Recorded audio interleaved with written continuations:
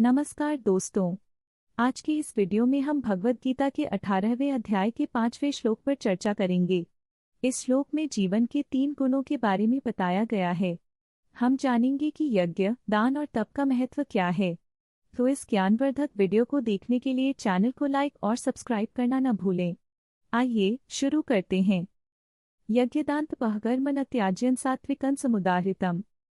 यज्ञ, दान और तप के कार्यों को छोड़ना नहीं चाहिए। ये कार्य सत्वगुण से होने वाले कार्य हैं।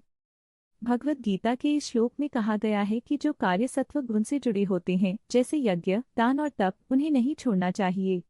ये कार्य न केवल व्यक्ति के विकास के लिए बल्कि समाज के लिए भी अत्यंत महत्वपूर्ण है। यज्ञ का अर्थ है किसी विशेष उद्देश्य के लिए किया गया कार्य, दान का अर्थ है परोपकार और तप का अर्थ है आत्मसंयम। इन तीनों का समुचित पालन करना चाहिए क्योंकि ये हमारी आध्यात्मिक प्रगति के लिए आवश्यक हैं।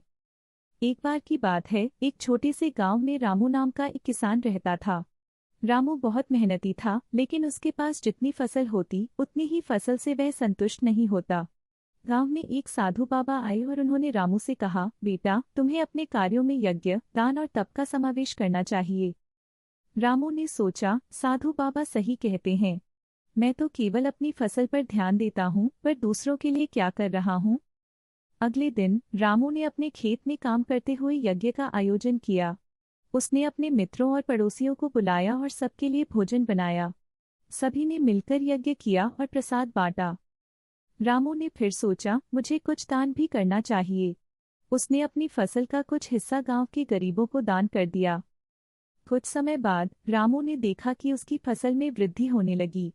उसकी मेहनत के साथ साथ यज्ञ और दान का फल भी उसे मिल रहा था। एक दिन उसके पास एक बुजुर्ग महिला आई और बोली, रामू बेटा, तुमने हमें जो दान दिया वो हमारे लिए अमूल्य है। तुम सच में एक अच्छे इंसान हो। रामू ने मुस्कुराते हुए कहा, यह सब साधु बाबा के कहने का परिणाम है। मैंने यज्ञ, दान और तप को अपने जीवन में शामिल किया है। उस दिन रामू ने समझा कि भगवद गीता के इस श्लोक का अर्थ क्या है। यज्ञ, दान और तप न केवल उसके जीवन को समृद्ध बना रहे थे बल्कि समाज को भी उज्जवल बना रहे थे। तो दोस्तों, हमें भी अपने जीवन में इन तीनों कार्यों को अपनाना चाहिए। अगर आपको यह कहानी पसंद आई तो कृपया लाइक और सब्सक्राइब करें और हमारे चैनल पर और भी ज्ञानवर्धक वीडियो देखें।